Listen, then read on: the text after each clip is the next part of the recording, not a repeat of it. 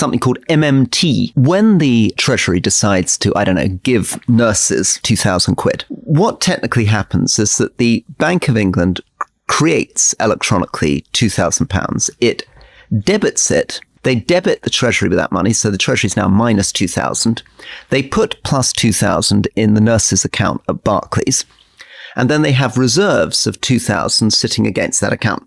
The government doesn't need to borrow or raise taxes to, in your words, print that money. It can create that £2,000 anyway. The taxes come later. They sort of spend in advance of the taxes or borrowing coming in.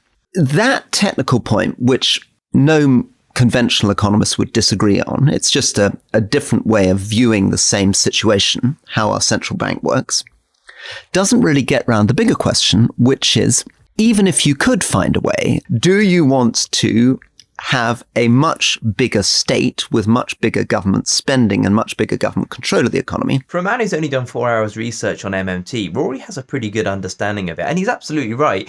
It's not a political manifesto. It's just a description of how our economy works. Ultimately, these are all political decisions. Do we want to prioritise the interests of society? In my case, yes. In Rory's case, no. Do we want to prioritise the interests of capital? In my case, no. In Rory's case, yes. And of course, the real question in all of this is, Rory, why are we dressed like this?